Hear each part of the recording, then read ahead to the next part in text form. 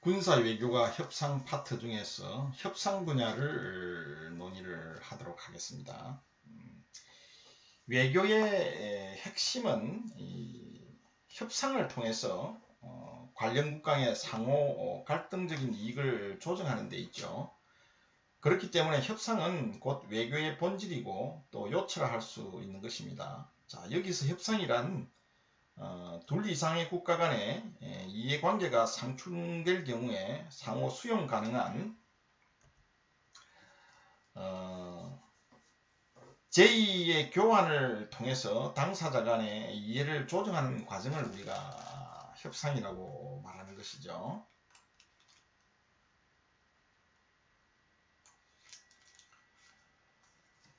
종종 이 협상은 교섭이라는 개념과 혼용되는 경우가 많이 있습니다. 그러나 굳이 이 두 개념을 구분한다면 협상은 교섭을 포함하는 광의의 개념이라고 할 수가 있죠. 협상은 관련 당사국 간에 서로 공개적으로 제안을 주고 받으면서 진행하는 명시적인 형태뿐만 아니라 간접적인 의사소통을 통해서 묵시적인 형태로 지원하는 경우도 있습니다. 반면에 교섭은 공식적이고 명시적인 협상을 의미하죠. 이 협상 교섭과 유사한 개념으로 또 다른 협의라는 개념이 있는데요. 이 협의는 관련 당사국 간의 단순한 의견 교환을 말하고요. 견해가 대립되어도 이를 조정하거나 수렴할 필요가 없다는 점에서 협상이나 교섭과는 차별되는 그런 개념입니다. 군사협상도 대상 영역을 군사적인 쟁점으로 한다는 것 외에는 앞에서 이야기한 그런 협상 개념과 큰 개념상의 차이가 없는 것입니다. 자, 이런 협상은 아무 경우나 시작이 되고 또 가능한 것은 아니죠. 또 관련국 간에 일정한 조건들이 맞을 때 가능한 것입니다.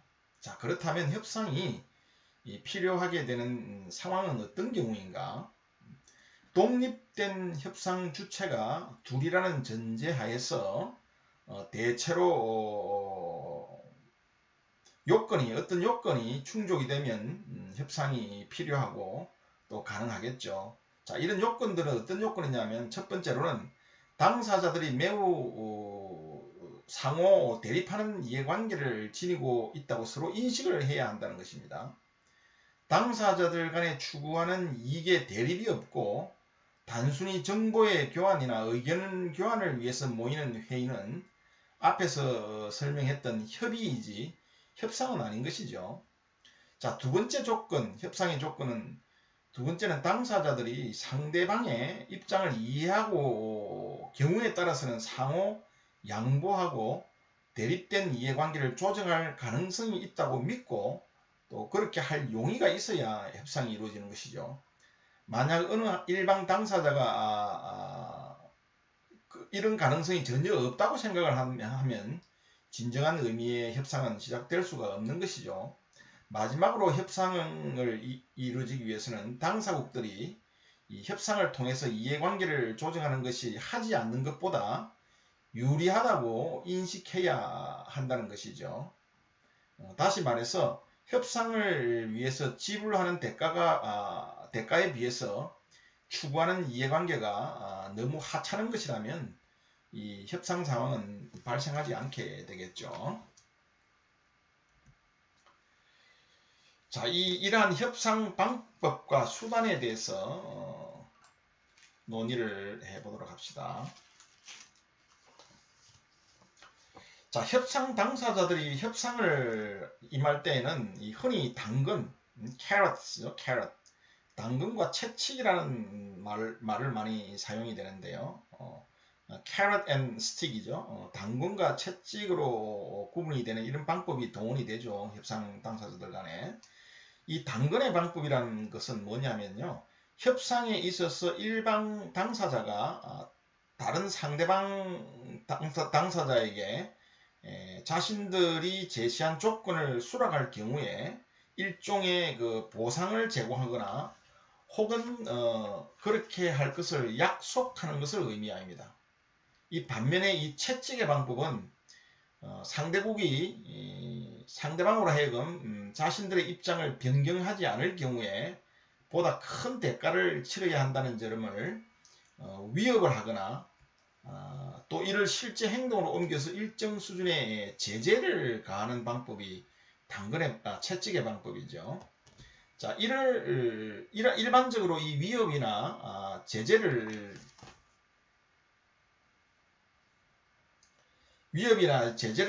가할 경우에 정치, 경제, 군사 등 다양한 측면에서의 방안이 강구될 수가 있겠죠. 예를 들자면 한 국가가 다른 국가에게 자국의 요구를 수락하도록 하거나 다른 국가의 요구를 거절하기 위해서 동원할 수 있는 정치적 수단으로는 외교관계를 단절한다든지 또 국제 무대에서의 국제적 지지 거부 등이 있을 수 있고요. 경제적으로는 경제 제재나 무역 단절, 경제 봉쇄, 그리고 군사적으로는 무기 거래와 군사 원조의 중단, 해상 봉쇄 등의 수단들이 강구될 수가 있겠죠. 자, 지금까지 이야기한 이 두 가지 방법 중에서 어떤 방안이 보다 효과적이라고 단정하기는 어렵습니다. 각각의 협상 방법의 효율성 여부는 협상 내용과 또 협상의 상대, 그리고 협상 상황에 따라 달라질 수 있기 때문이죠. 그러나 대개의 이 협상에는 이 당근과 채찍의 두 가지 방법이 상황에 맞게 적절히 혼용되거나 혹은 동시에 사용되는 것이 일반적인 경향이라 할 수가 있습니다. 자, 협상의 대표적인 사례를 우리가 몇 가지 들어보도록 합시다. 자, 62년 쿠바 미사일 위기에서 나타난 미국의 대소련 협상 방법은 대표적인 하나의 협상 사례라고 할 수 있는데요. 자, 이 쿠바 미사일 위기라는 것은 어떤 사건이었냐 하면요. 소련이 쿠바에 상당수의 공격용 미사일을 이미 설치했다는 사실이 이 미국의 첩보망에 포착된 상황에서 이 추가적인 설치 움직임에 대해서 당시 미국의 케네디 행정부가 쿠바 해안에 함정 183척과 군용기 1190대를 동원해서 봉쇄를 함으로써 미국의 군사적 우세에 도전하려 했던 이 소련 수상 흐르시초프의 의지를 좌절시키고 미사일 철수를 관철하는 과정에서 전 세계를 핵전쟁의 공포로 몰아넣었던 1962년 10월 22일부터 28일까지 약 일주일 동안의 국제적 위기 상황을 우리가 쿠바 미사일 위기라고 합니다. 자, 쿠바는 1959년 1월 카스트로가 바티스타 정권을 타도하고 공산 정권을 수립을 했습니다. 특히 1959년 10월에 이 카스트로 정권은 자국 내에 있는 미국의 각종 이권을 폐기하고 60년대에 들어서는 미국계 기업의 자산을 국유화해버렸죠. 61년 5월 쿠바는 이 사회주의 혁명을 선언하고 62년부터는 사회주의 건설 4개년 계획을 시작을 했습니다. 자, 이러한 쿠바의 움직임은 당연히 미국과의 관계를 급속도로 악화시켰죠. 60년대 미국은 쿠바로부터 사탕수수 수입을 대부분 삭감을 했고요. 중요 물자의 수출 금지 조치를 통해서 쿠바에 경제적인 압력을 가했습니다. 61년 1월에는 국교가 단절되었고요. 미국 내에서 결성된 쿠바 혁명평의회 의장 호세 미로 카르도나가 미국의 지원을 받아서 그해 같은 해 61년 4월에 반혁명군을 인솔하고 이 쿠바 동남부의 피그만에 상륙해서 카스트로 정권 타도를 계획을 했지만 오히려 진압되었죠. 자, 미국의 어떤 배후 조정으로 쿠바 정부를 무너뜨리려고 했던 이 기도가 바로 이 피그만 사건인데요. 여기서 결국은 실패를 하게 되죠. 자, 미국으로부터 이 무력 공격의 위협을 느낀 쿠바는 급속도로 소련과 가까워지기 시작했고 62년에는 이 소련과 쿠바의 무기 원조 협정에 따라서 쿠바의 미사일 기지가 건설되기 시작했습니다. 자, 이렇게 되니까 미국의 케네디 행정부는 62년 10월 22일 소련에 대해서 쿠바 내 미사일 기지 철거와 핵미사일 발입 금지를 요구하고 쿠바에 대한 해상 봉쇄령을 내려서 핵전쟁의 위험으로부터 전 세계를 충격에 빠뜨렸죠. 자, 이러한 미소 대립의 위기 상황은 소련이 쿠바에 건설 중인 중거리 탄도미사일 기지의 철거를 약속하고 그것을 사찰하는 등의 조건으로 미국은 쿠바를 침략하지 않을 것을 약속을 함으로써 전쟁을 피할 수 있었습니다. 자, 이 사태를 계기로 미소 양국의 지도자 간의 대화의 길이 열렸고요. 미소 대립을 완화시키는 계기가 되었던 것이죠. 자, 1962년 쿠바 미사일 위기에 나타난 미국의 이 대소련 협상 방법은 대표적인 사례라고 볼 수가 있는데요. 쿠바 미사일 위기가 막바지에 치달은 상황에서 미국의 케네디 행정부는 이 소련의 흐루츠초프 정권에게 소련이 쿠바로부터 미사일을 철수하지 않을 경우 전쟁도 불사하겠다고 위협하는 동시에 미사일을 철수할 경우에는 미국은 쿠바를 침공하지 않겠다고 약속을 함으로써 소련 측의 미사일 철수 약속을 받아낼 수 있었죠. 자, 이 사례에서 우리가 볼 수 있듯이 국제협상에서 위협과 보상의 방법은 보상 또는 약속이죠. 위협과 보상 혹은 약속의 방법은 마치 양날의 검처럼 거의 동시에 활용되는 경우가 빈번합니다.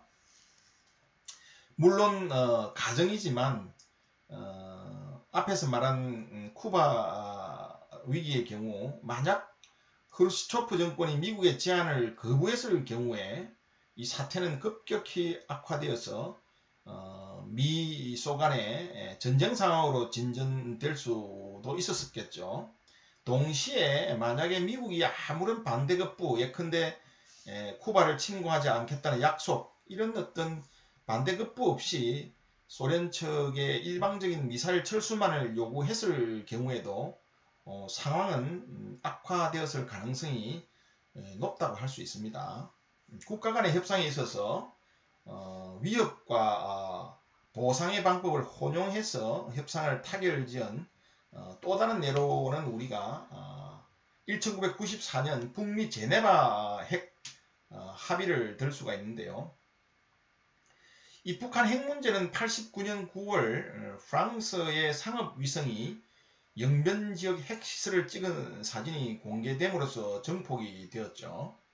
이후에 북한이 IAEA 즉 국제원자력기구의 핵사찰을 수용하고 남북 간의 비핵화 공동선언은 92년 2월 19일에 발효가 되었죠. 이 비핵화 공동선언이 채택이 되면서 해결의 실마리를 찾는 듯 했죠. 그러나 93년 초에 미국이 북한의 핵 폐기물, 핵 폐기물이라는 것은 사용 후 핵 연료를 이야기하는 것이죠. 북한의 핵 폐기물 저장 시설로 추정되는 2개의 미신고 시설에 대한 사찰을 요구하면서 다시 수렁에 빠지게 되었습니다. 북한은 이 미국의 이러한 요구에 대해서 NPT 즉 핵 확산 금지 조약을 탈퇴하겠다고 위협을 하면서 거부를 했죠. 이후에 미국은 북한과 2차례의 고위급 회담을 갖고 북한이 국제원자력기구에 의한 특별 사찰을 수용할 것을 거듭 촉구했지만 북한은 94년 5월에서 6월 사이에 국제원자력기구의 감독 없이 8,000여 개에 달하는 이 폐연료봉을 교체를 해버렸습니다. 아예 IAEA로부터 탈퇴를 또 선언을 함으로써 미국과 북한 간의 핵협상은 악화일로의 양상을 띠게 되었던 것이죠. 사태가 이렇게 악화되자 미국 내에서는 대북 제재를 향한 강경한 분위기가 고조되었었습니다. 미 행정부는 6월 15일 대북 제재를 골자로 유엔 안보리 국가들을 대상으로 결의안 협상에 들어갔죠. 한편 6월 16일 미 상원은 유엔의 대북 제재 시 발생할지도 모를 북한으로부터의 공격을 저지하고 유사시에 격퇴시키기 위한 필요한 모든 조치를 취해야 한다는 존 맥케인 상원 의원의 발의안을 통과시키기도 했습니다. 적어도 미국인들의 시각에서 이 한반도는 전운이 감도는 폭풍 전야와 같은 상황을 맞이하고 있었던 것이었죠. 미국 대통령을 역임했던 카터가 개인적인 자격으로 북한을 방문한 것도 바로 이때였습니다. 카터와 김일성 회담에서 미국과 북한 양측은 북핵 문제를 해결하면서 동시에 전쟁도 피할 수 있는 방안을 논의했던 것으로 알려져 있습니다. 이 과정에서 북한의 핵개발 프로그램을 동결시키라는 카터의 요구에 김일성은 잠정적으로 핵 프로그램을 중단시키고 또 미국이 경수로 공급을 약속하면 항구적인 동결도 약속했다는 그런 후문도 들리고 있죠. 자, 이 회담을 계기로 볼 때 북미 간의 핵협상은 94년 10월 제네바 핵 합의에 이르게 됩니다. 이 회담을 계기로 해서. 자, 결과적으로 보면 이 제네바 핵 합의는 이 채찍과 당근의 적절한 활용으로 가능했다는 판단이 서는 것이죠. 자, 미국은 자국 내에 고조되고 있는 대북 제재 분위기를 바탕으로 해서 북한에 대한 압력을 가하는 한편 북한이 핵 동기를 수락할 경우에는 경수로를 지어주겠다고 약속을 함으로써 북한으로 하여금 체면을 살리면서 후퇴할 수 있는 기회를 제공했다고 볼 수 있는 것이죠. 자, 핵 협상의 성공 요인에 대해서 논의를 계속해서 진행하겠습니다.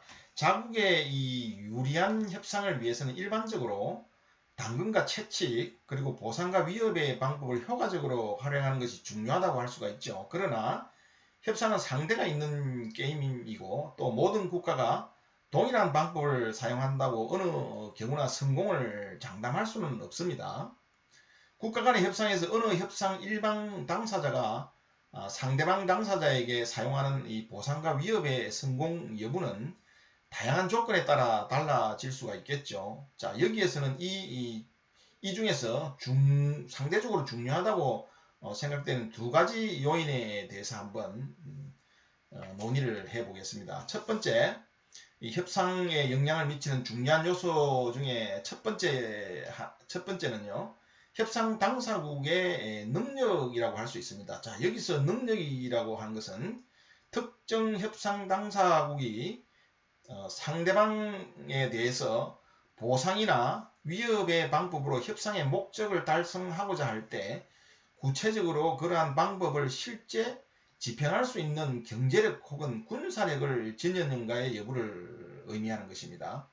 도덕이나 법보다는 힘이 중시되는 국제정치 현실을 감안할 때 협상에 있어서 능력은 매우 중요한 요소라고 할 수가 있죠. 만약에 이 쿠바 미사일 위기에서 미국이 소련에 대한 군사적 제재 능력이 결여된 상태에서 철수를 주장을 했었더라면 소련이 미국의 요구를 수용했었겠는가가 의문시가 되죠.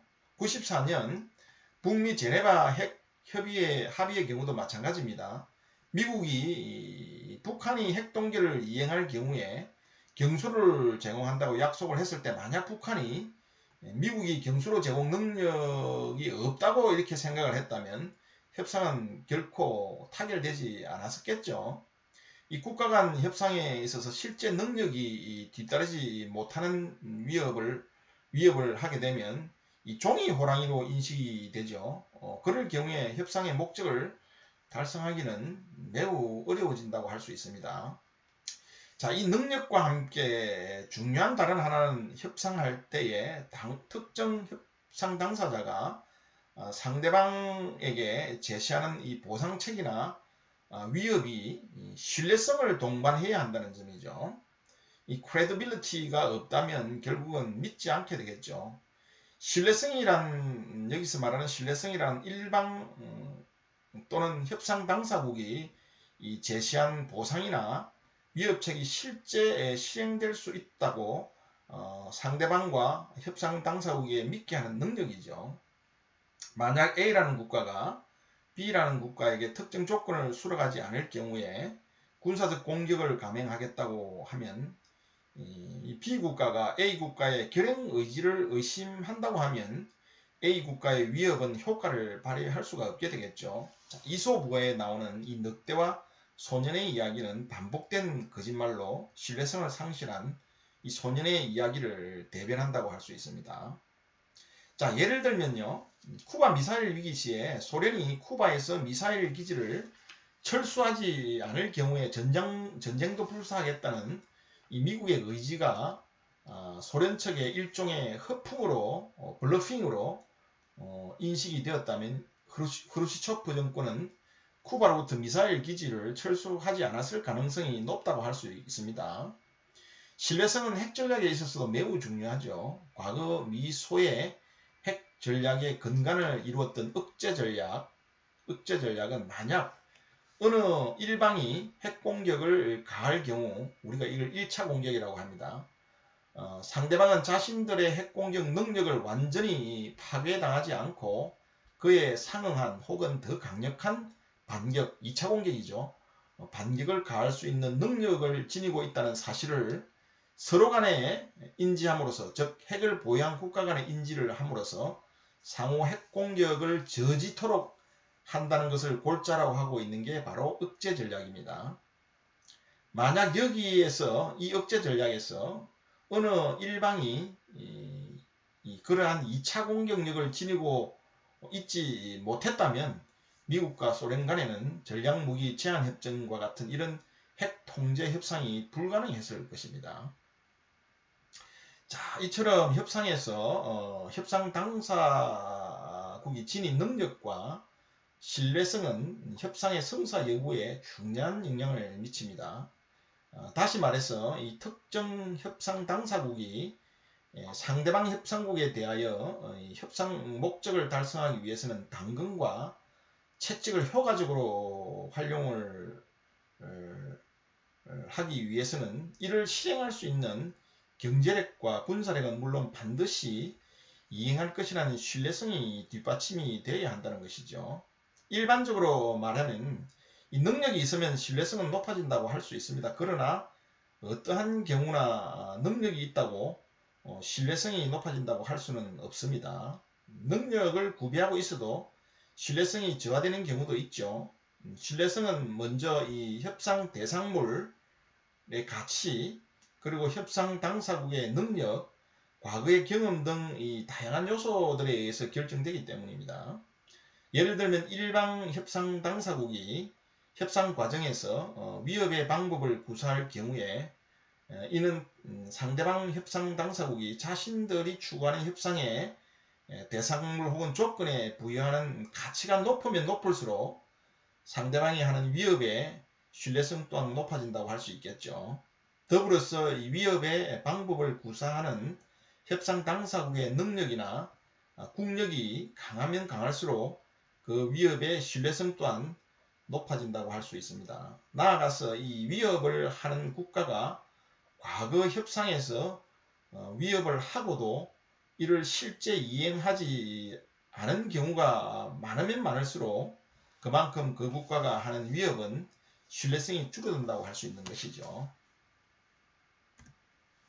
자, 협상의 특징에 대해서 한번 알아봅시다. 소련 사람들은 미소관계를 적대국 관계로 바라보았죠. 과거 냉전시대에 이야기하는 것입니다. 때문에 이 소련인들은 양국 간의 군비 통제 협상에 임할 때에도 진정한 의미에서 무기의 통제보다는 가급적 적은 비용으로 미국의 특정한 군사적 프로그램들의 개발을 제한하고자 하는 의도를 지니고 이 군비 협상에 참여했었죠.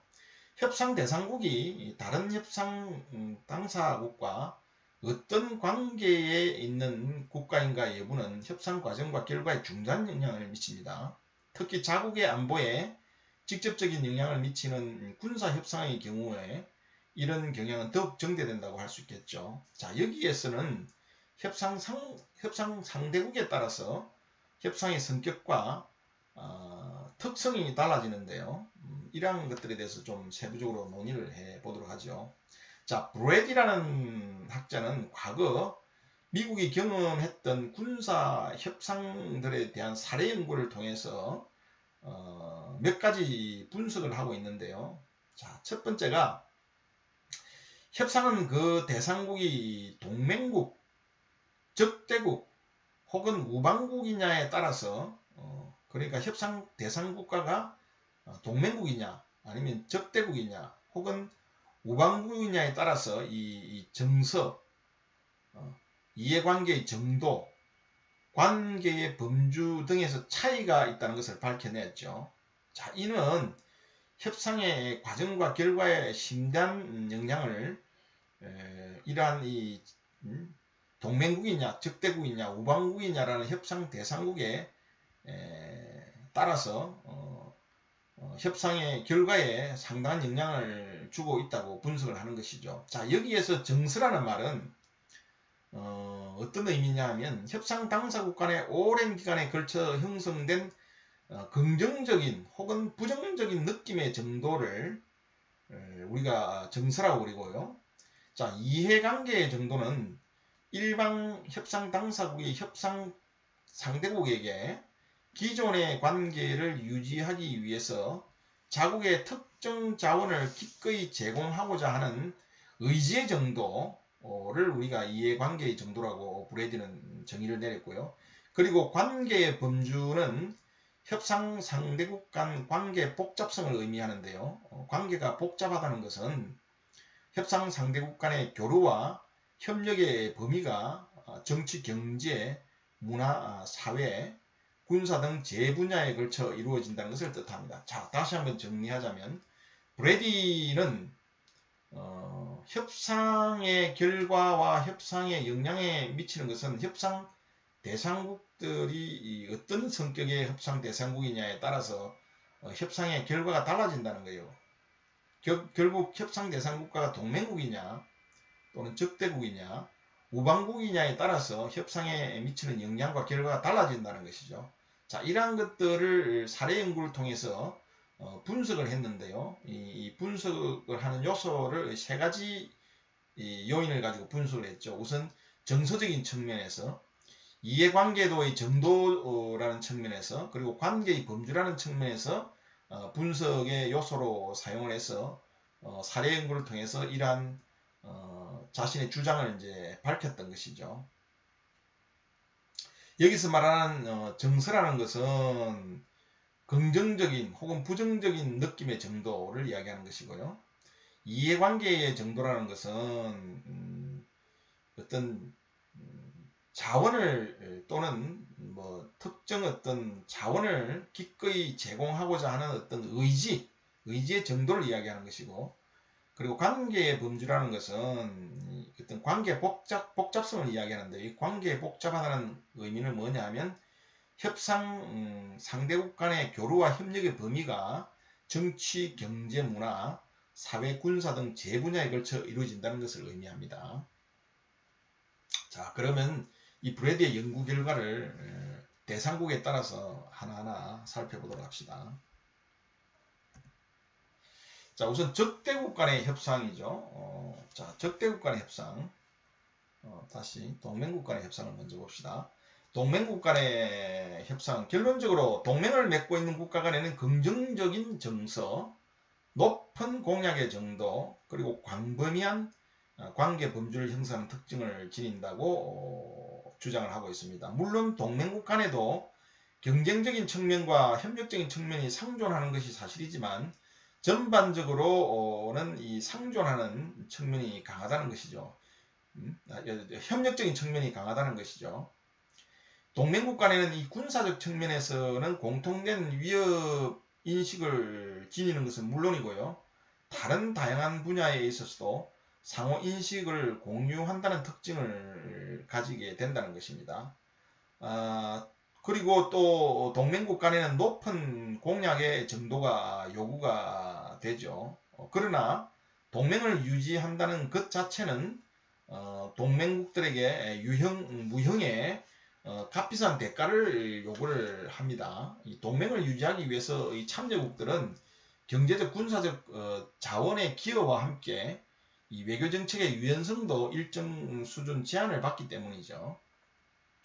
나아가서 이 동맹국 간에는 광범위한 범주에서 관계가 형성이 된다는 것입니다. 동맹국은 종종 이 비슷한 역사적 경험과 정치 문화적 구조를 지니게 되고요. 또 이러한 것으로 인해서 정치, 경제, 문화, 군사 등 제 분야에서 다양한 관계를 형성하게 하는 바탕이 된다는 것이죠. 자, 지금같이 언급한 이 동맹이 지니는 특징은 동맹국 간의 협상에 영향을 미치게 되는 것이죠. 첫 번째 이 특정 협상은 전반적인 동맹 관계의 정서 속에서 이루어지는 경향을 띠게 됩니다. 동맹국들은 협상을 협조적인 분위기 속에서 쌍방 혹은 다자간 공동의 이익을 추구하는 문제 해결 과정으로 인식을 하게 된다는 것이죠. 두 번째 동맹국 간의 협상에서 나타나는 특징은요.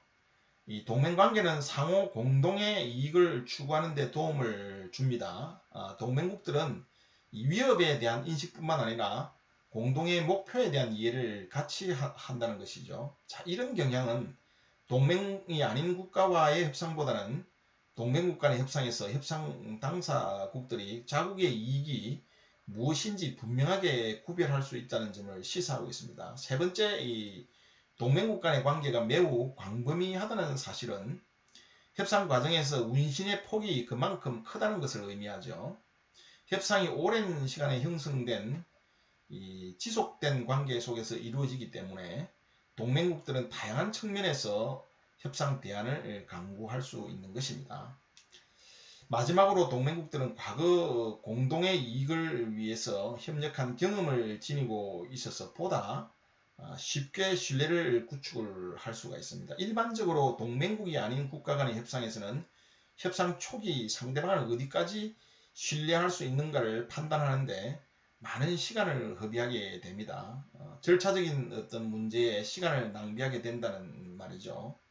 그러나 동맹국 간의 협상은 절차적인 문제보다는 쟁점을 구체화하고 해결하는 데 보다 많은 시간을 집중할 수 있다는 특징을 띠게 되는 것이죠. 자, 다시 한번 요약을 하자면요. 자, 협상의 특징에 대해서 우리가 논하고 있는데요. 브래디가 연구한 결과에 의하면 협상은 대상 국가가 동맹국이냐, 적대국이냐, 우방국이냐에 따라서 협상의 특징은 달라질 수 있다는 것이죠. 협상의 결과와 협상에 미치는 영향은 달라질 수 있다는 것이죠. 자, 이런 것을 분석하기 위해서 세 가지 요인을 가지고 분석을 했는데요. 정서라는 요인과 이해관계의 정도와 관계의 범주 등에서 이 세 가지 요인을 가지고 사례 연구를 통해서 분석을 했죠. 여기서 정서라는 의미는 긍정적이냐 혹은 부정적이냐라는 상대를 생각하는 방향이 정서가 부정적이냐 긍정적이냐 그런 것을 의미하는 것이고, 이해관계의 정도는 어떤 물질적인 어떤 지원, 경제적인 지원, 자원의 지원을 기꺼이 해주겠다는 어떤 의지의 정도를 이야기하는 것이고요. 관계의 범주라는 것은 여기서 정치, 경제, 문화 여러 가지 분야에서 어떤 서로 협력 관계를 추구하느냐라는 그런 의미를 우리가 여기서는 관계의 범주를 의미하는 것입니다. 그래서 동맹국 간의 협상을 한번 살펴봤더니 이 동맹국 간의 협상을 할 때는 긍정적인 정서, 그 다음에 아주 높은 공약의 정도, 광범위한 관계의 범주가 형성이 되더라는 것입니다. 결국은 상호 간에 굉장히 좋은 감정을 갖고 있고, 또 그 다음에 서로 도와주려는 어떤 자원을 기꺼이 서로 협력하고 자원을 지원하겠다는 어떤 공약의 정도가 굉장히 높고요. 그리고 광범위한 관계의 범주, 즉 정치, 경제, 사회 여러 분야에 있어서 서로 광범위한 관계를 형성하려고 서로 하는 특징을 가진다는 것이죠. 자, 이러한 동맹국 간의 어떤 이 특징은 바로 협상에 있어서도 여러 가지 영향을 미친다고 했죠. 이 협상에 있어서 미치는 영향은 주로 전반적으로 이 동맹관계의 정서 속에서 전반적인 협상이 원활하게 운영이 되고요. 그리고 협조적인 분위기 속에서 쌍방 혹은 다정한 공동 이익을 추구하는 그런 협상의 특징을 가지게 된다는 것입니다. 그리고 동맹관계는 상호 공동의 이익을 추구하는데 도움을 주는 방향으로 협상이 진행이 되고요. 또 다양한 측면에서 협상 대안을 강구하고 보다 쉽게 신뢰 구축이 가능하다는 그런 협상 과정에서 특징을 보인다는 것입니다. 다음은 적대국 간의 협상에 대해서 좀 논의를 하자면요. 적대국 관계는 동맹국 관계와는 매우 다른 정치적 역동성을 내포를 하고 있습니다. 일반적으로 적대국 관계는 부정적인 정서, 높은 이해관계 정도, 그리고 상대적으로 좁은 범주의 교류를 특징으로 하고 있습니다. 우선 적대국 관계는 경쟁적인 요인이 지배적으로 작용하게 되는데요. 물론 적대국 간에도 제한적으로는 협력을 촉구하는 공통의 이해관계를 갖는 부분이 있을 수는 있겠지만 전반적인 관계는 역시 경쟁적인 성격으로 규정을 할 수가 있겠죠. 동맹국 관계와 마찬가지로 이 적대국 관계에도 높은 이해관계를 지니고요. 이는 외교 정책에 있어서 융통성을 제한하는 요인이 되기도 합니다. 반면에 적대국 간에는 동맹국 간에 비해 상대적으로 제한된 교류의 범주를 지니는 특징을 지니고 있습니다. 이러한 특징들은 결국 적대국가 간의 협상 시에 여러 가지 문제를 야기하게 되는데요. 첫 번째로는 어떤 문제가 야기가 되냐 하면요. 구체적인 협상은 전반적으로 적대관계라는 맥락 속에서 인식이 된다는 것이죠. 본질적으로 경쟁적인 성격을 띠는 적대국 관계를 고려할 때 협상 당사자들은 협상 과정을 상호 협력적이기보다는 경쟁적으로 파악을 하게 되겠죠. 그렇기 때문에 이들은 이 협상을 종종 영합게임, 제로섬 게임으로 보는 경향이 강하죠. 그러니까 내가 얻은 승자와 패자를 확실하게 구분을 한다는 것이죠. 내가 이기면 상대방을 이겨야 결국은 제압을 해야 된다. 이런 패자와 승자의 논리를 확실하게 구분한다는 것이죠. 자, 두 번째 이 특징은 이러한 특징들은 어떤 문제를 야기하냐면 적대 관계에 내재되어 있는 이 경쟁적 성격은 성공적인 협상을 위해 필요한 당사국 간의 공통의 이익을 발견하는데 어려움을 가중시킨다는 것이죠. 세 번째 문제점은 적대국 협상에 있어서는 종종 협상의 융통성에 제한을 받는다는 것입니다.